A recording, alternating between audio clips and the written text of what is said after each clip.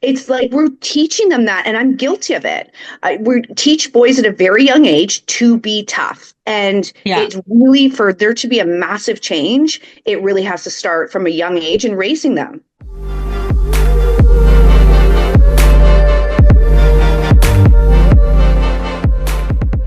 Welcome back to Muse on the Mic. I'm Riley. And I'm Emily. Thanks again for joining us on another awesome episode, a heartfelt episode of Muse on the Mic. We've got a sweet one today. Riley, you want to tell everyone what we're doing? We are going to jump into our final episode for the Men's Appreciation Series, at least in season 2. And we're going to watch a video that we found on Instagram. It is Chris Williamson speaking to Dewayne Noel, and it is some heart-wrenching honesty. So let's watch it together and chat about it after. I'm so excited to kind of touch on this element of men because it's something that we are so blessed to be privy of in our world. And yet, no one would sit around while pondering these things and go, you know, who knows a lot about this? Sex workers, Right. adult industry people, porn performers, like just it wouldn't go through that list at all. But before we dive in the video, make sure you like the video, share the video, of course, comment down below with your thoughts, especially to the guys. We want to hear from you. Subscribe to the channel, join us on Patreon, all the places and all the things. But we are couple seasons out from the end of season 2, season 3 starting in the new year. Yay, 2025. I'm gassed for this one because our Men's Appreciation Series has been my favorite of both seasons, and it's an absolute guaranteed continuum for season 3. So let's watch this sweet video and talk on the other side. I'm so excited. What do you wish more women knew about how men operated? Oh, there's 10,000 times more going on inside the head of a man than you have any idea.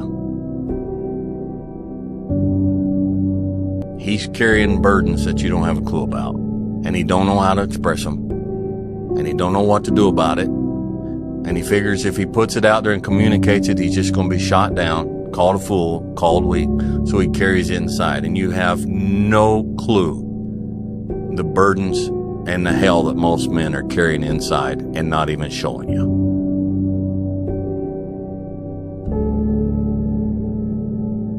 I wish more women understood that. That really is heart-wrenching. I really want to shine a spotlight on Dewayne Noel because I think he was extremely vulnerable and giving us kind of a view of what goes on inside a man's head. And I mean, he did say that he wished more women knew. So guys, we know now. We all hear what's happening, and it needs to be a conversation. There was so many elements, I think, to that video. The way he said it, the tone of his voice when he said it, the sigh at the beginning after being asked that question, like the look and the flickers of emotion in his eyes. There was so much richness to that video that, I mean, we're all used to scrolling really quickly through things, right? If things don't catch us in 2 seconds, we're like, whatever. That is a video that should be on repeat because each time you watch it, you'll notice different little moments, little flickers, little words and visuals will stick out because men are so much more in depth in their emotion than they get credit for. And it is one of my favorite parts of our world in the adult industry. And I think the amount of, we say this in so many episodes, but we have such candid conversations with customers. And that goes right to us being as owners because we make contact with people through DMs at the spa when we stop in person, if we're getting emails, like all of the inquiries, the questions, and people share their story.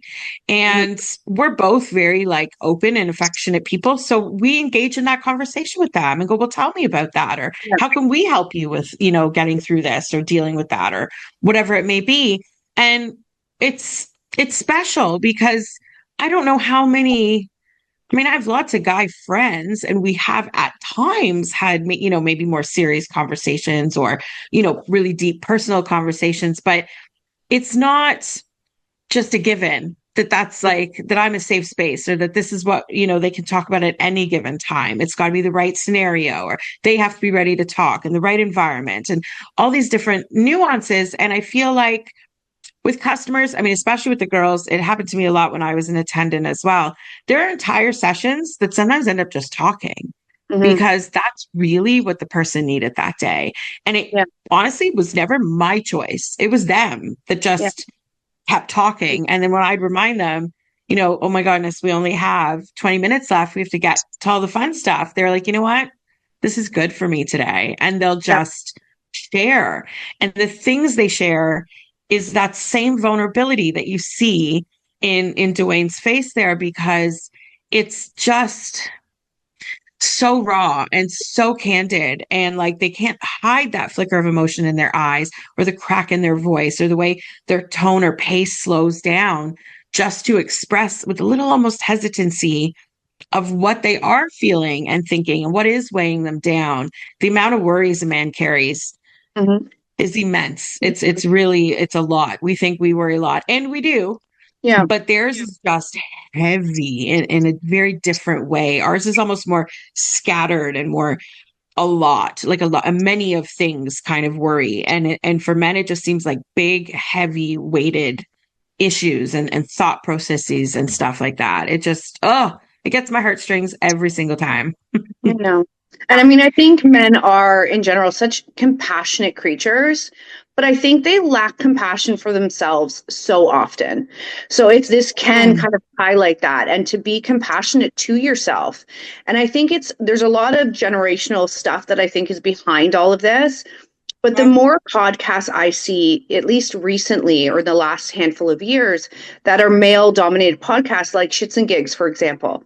We both watch them a lot. And I think it's so helpful for men or for boys to grow up having, if they don't have a male voice in the house, especially, to hear men speak about emotions, relationships, sex, problems. Like they talk about all the topics. And for men to have that as an outlet, I think is so helpful.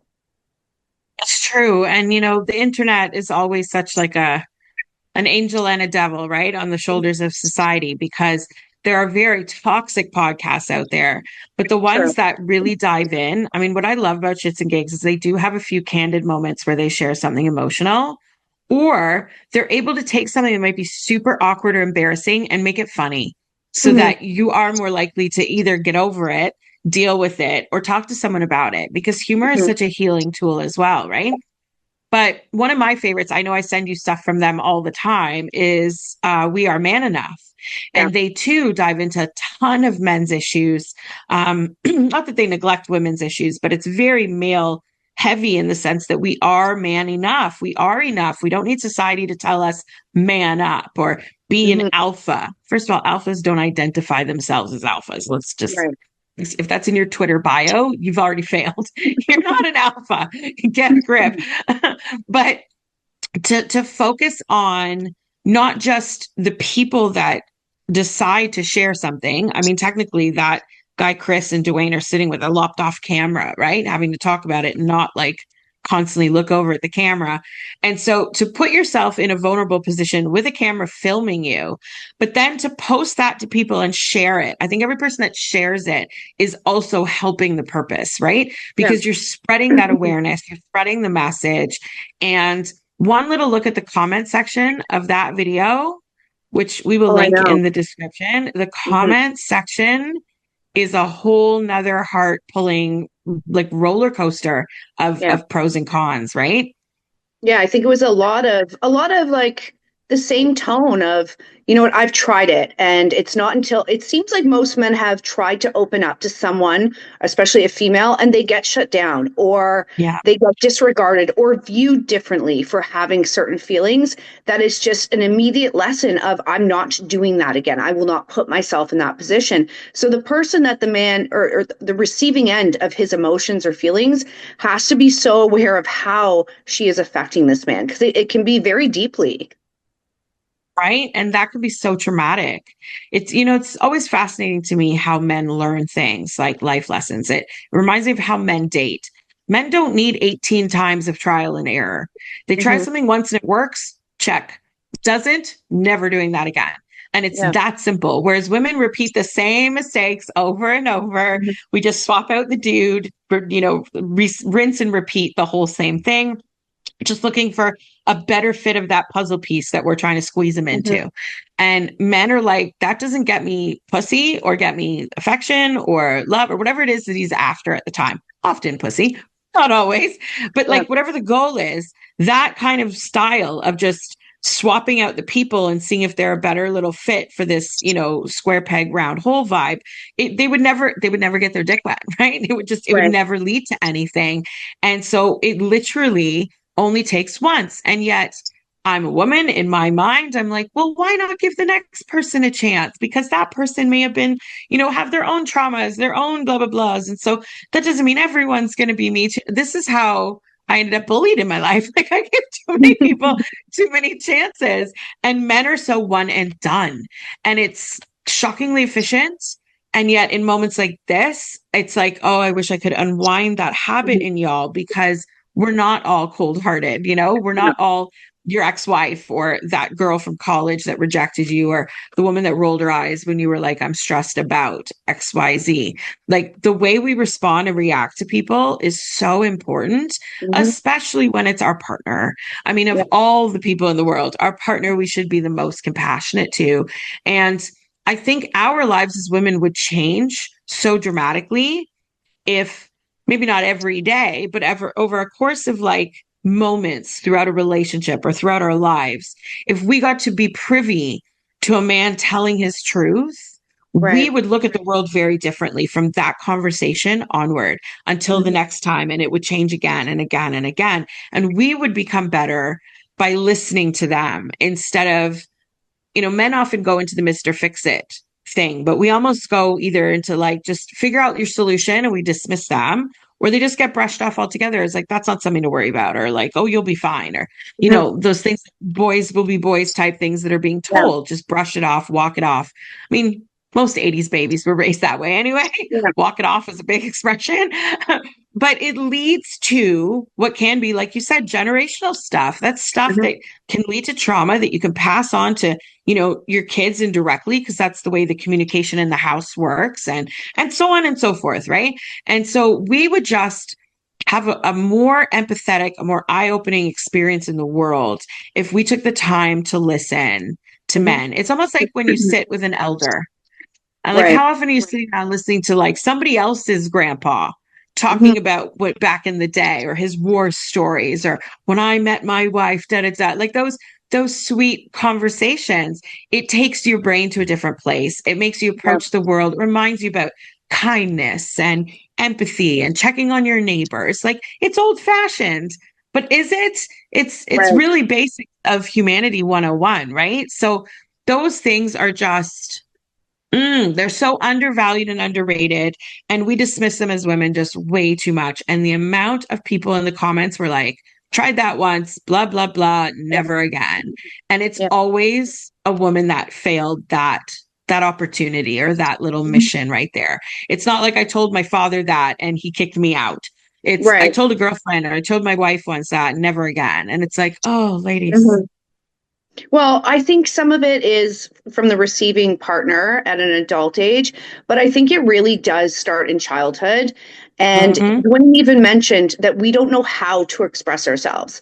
And there's a reason you don't know how to express yourself as a man, is because as a boy, you were not, I think boys are looked at like they're less emotionally intelligent. And so they're not trained to be in touch with their emotion. And even how we raise our children, and I can say this from having a boy and girl, that your little girl falls and scrapes her knee and you're like, oh my God, sweetheart, are you okay? Let me kiss it. And, all the boo-boo cuddles. Whereas when it's a boy, even though you might cringe for a moment, it's, he's tough, get up, come on, you're good, let's go. It's like we're teaching them that, and I'm guilty of it. We teach boys at a very young age to be tough. And it's really, for there to be a massive change, it really has to start from a young age and raising them. That's so true. I love how candid you were there, just this there, because it's those little moments that you don't always think about, right? But they happen regularly. Like, listen, kids between the ages of 0 and 15, they fall a lot. They scrape, they bump, they break, they bruise, like I'd hope after 15 we're not falling that much, where it's, you know, just a drunken fun night one time. But like they bounce around the world, and that goes for both girls and boys. Let's be real, right? I took many a tumble in my youth too, and it's true. You coddle the girl, and you dust off the boy and send him on his merry way, and do anything you can to stop that moment of like crying or like the breakdown, the meltdown part, and it's so much less often done with girls. And then look how they become once they're adults. And listen, I love that Muse and sex workers around the world are a great outlet for men to share and to talk. But I hate that that's for so many the only option, because there's still an anti-therapy stigma amongst many people too, right? Especially older generations or certain cultures and so on. And so if the only place that you have that you can go speak to someone, thank goodness we're there. But like the entire rest of the world is failing that man, because where's your family? Like, where's your best friends? Where are the people? Everyone needs someone in their life where they can say, listen, I just need to talk for a minute. Can you just listen? And share those kind of things, whether you're looking for advice or not, whether you're looking for a solution or not. You need to let that out, because we also see the anger that can develop in men when they don't have that outlet. And no wonder I'd be bitter and salty and like perturbed. And to be honest, anytime anyone else would go sharing, if my wife was all like all the shares, I would be thinking in my head, well, how nice for you. Like, I don't get that liberty. Who listens to me? Especially if she's one of those people that's like dismissed his attempt to share once. Yeah. I know. And it's so in contrast to us as women, because, and that's why I think it's important that men have at least one person, whether that's a sex worker, your partner, your best friend, or your uncle. You just need someone, because, I mean, us women, we could call not even our best friend, but even just another female and be like, I got to tell you how I'm feeling. Can I tell you how I felt yesterday? Like, we share. And that's the way, I guess, we were brought up to be, that we are emotional creatures, and men are no different. I think this idea that's raised into them and bred into their minds that they are less emotional or capable of having emotions is just so false, negative, and detrimental to them as adults. Right. And they walk around the world just with that in their heads, on their shoulders, weighing them down. There's a couple comments in the comment section that said, like, it was one guy in particular said, for me, when I feel like that, I feel weighted in my chest, heavy in my back, and like my shoulders are being pulled down.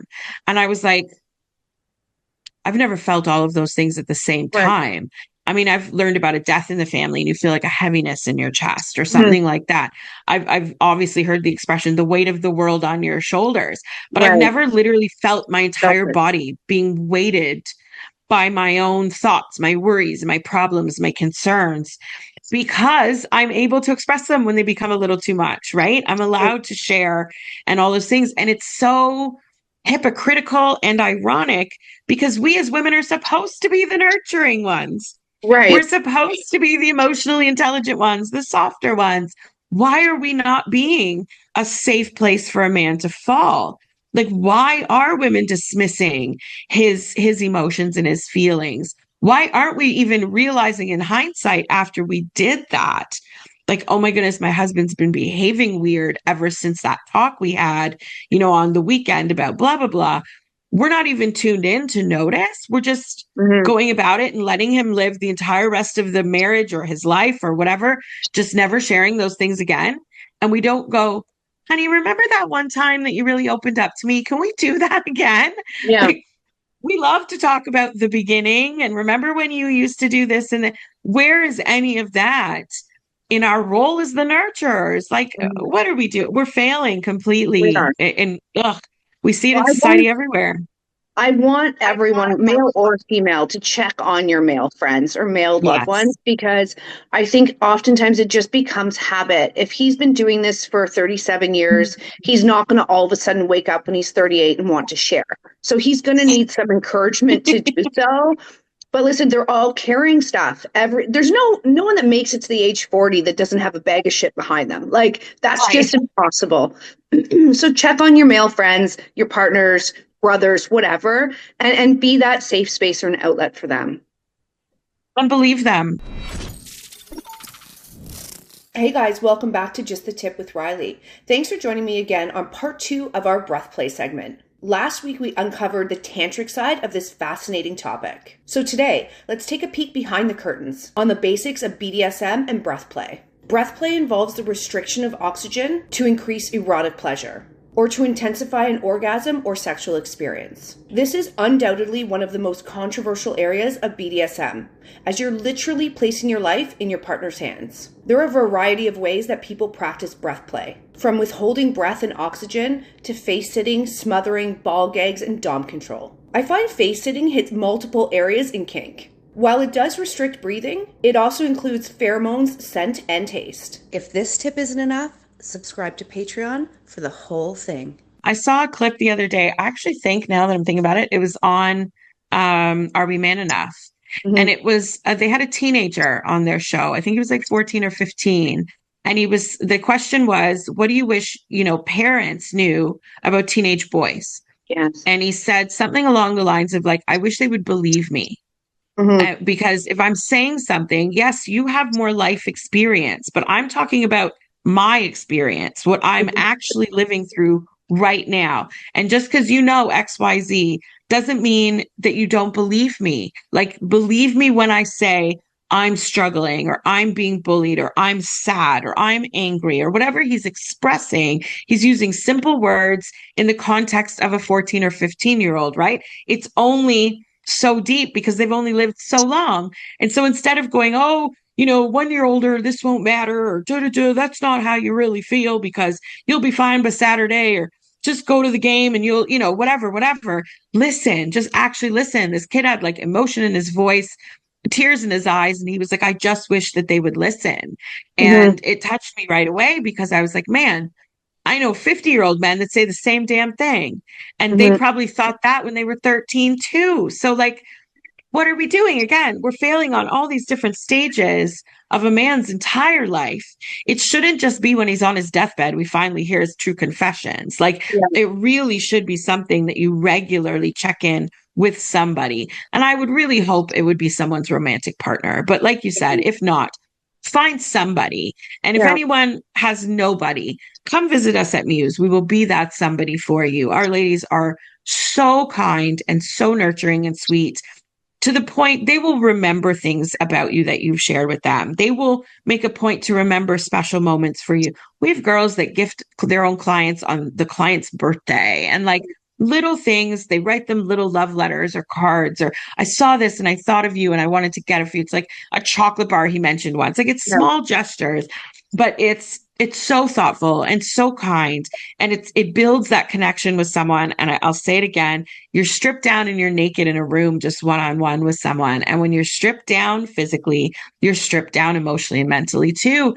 And so it's this raw, vulnerable space, but it's equal because she's naked and vulnerable too. And so everyone can share. And as much as sex workers and clients covet their privacy in this industry, those are the moments where just humanity pours out. Because listen, I had told many a client stories about my life. I didn't include the addresses or last names of the people or anything identifying, but I was totally comfortable to share because we were in that kind of a conversation. We'd built that kind of a connection. And it makes almost the romanticness of it even better because you're both sharing. And so he knows, well, she must trust me because she shared this with me. I can therefore share more with her because she didn't judge me. She listened and she shared something empathetic. And therefore, now I know I can at any time. Doesn't mean every visit has to be an emotional one, but it means if you ever need that, come on in, see so-and-so, and she'll spend an hour, 2 hours, whatever you book, just listening and just being that person. Sometimes it ends up just in silence and you just cuddle. Like, there can be something so calming and nurturing in those sweeter moments that, again, nothing about sex work gets credit for any of those elements.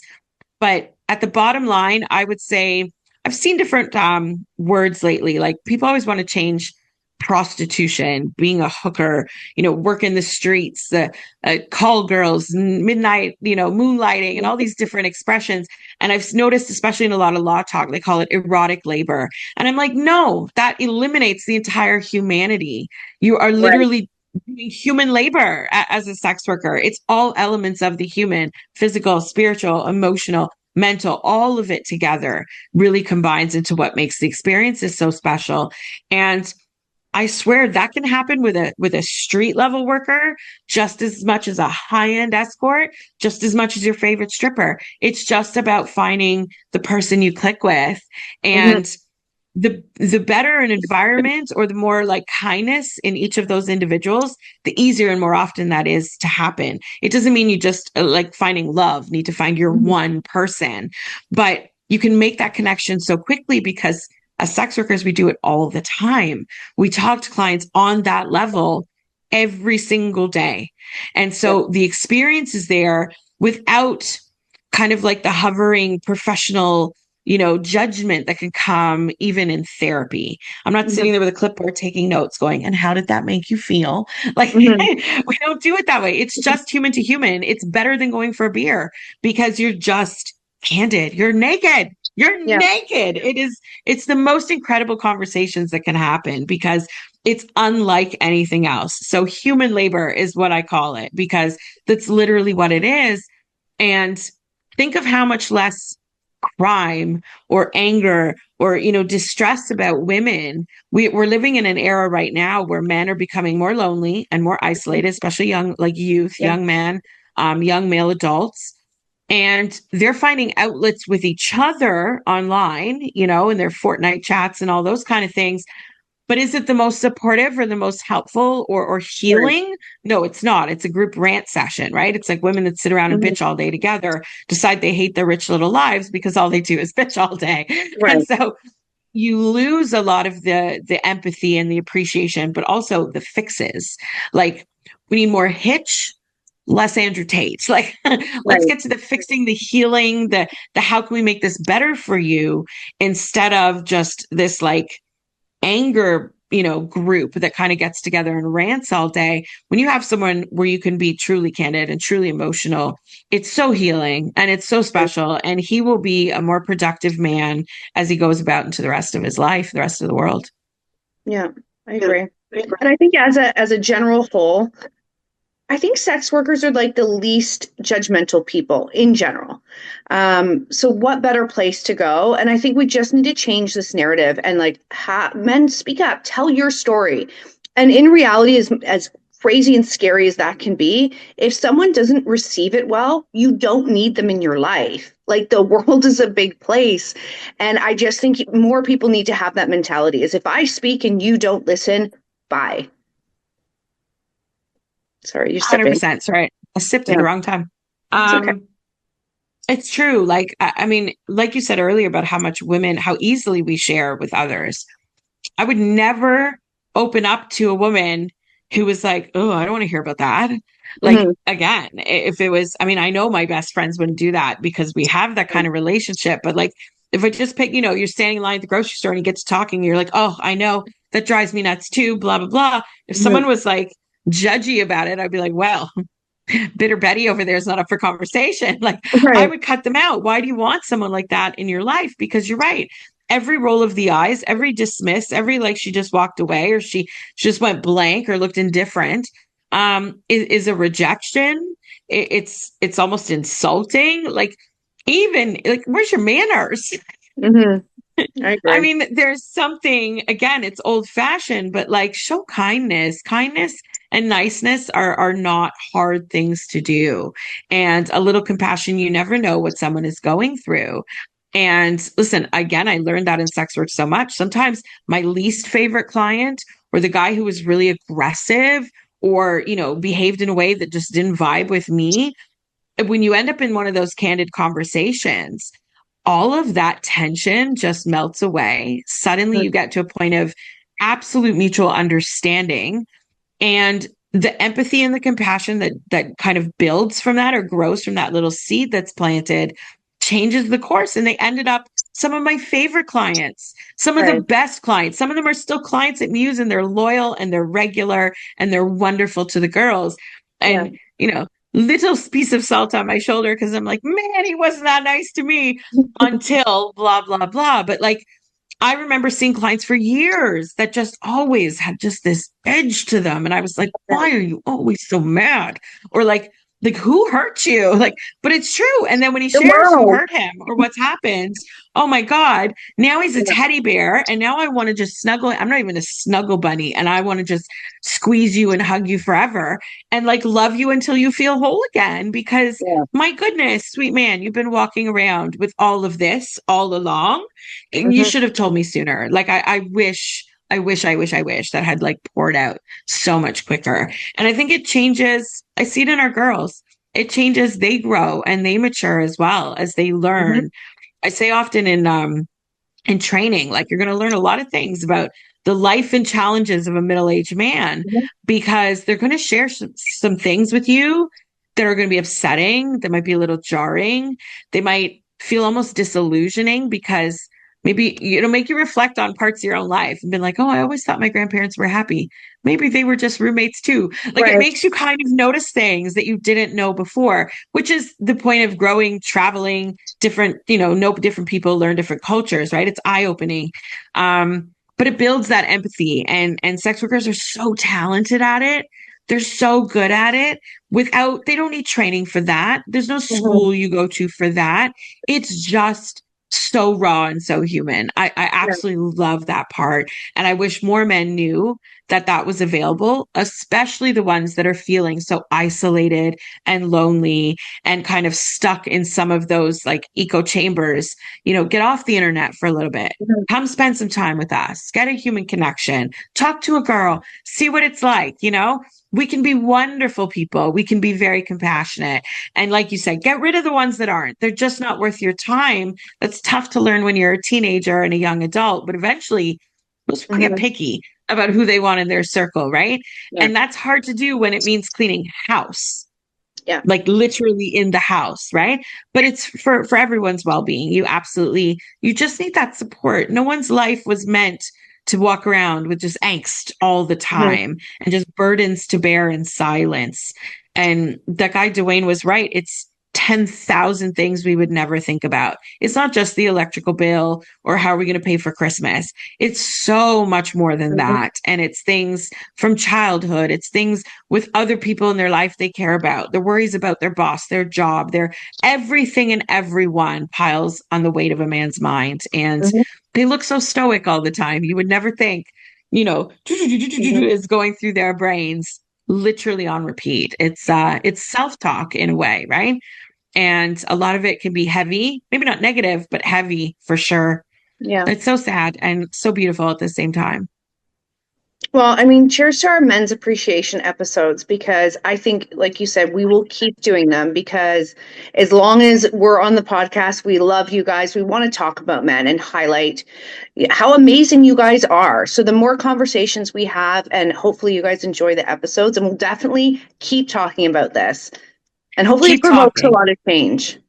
Absolutely. Absolutely. I think starting the conversation is just the best first step to take, right? And if that's a little nudge for Muse on the Mic, then so be it. And yay for us and yay for them for taking that little nudge. Take the time and do it. Make the changes in your life to find it. And when in doubt, we always say it. You can always message us. We'll be there to listen, which I love. This was another beautiful episode, Riley. Thank you for this one. I love it. I feel all fluffy now. Wish you were closer. We could have a little snuggle. I need a hug. Oh, and hugs to all you guys. We'll see you on another Men's Appreciation episode in season 3. Absolutely, guys. We love you. See you next time.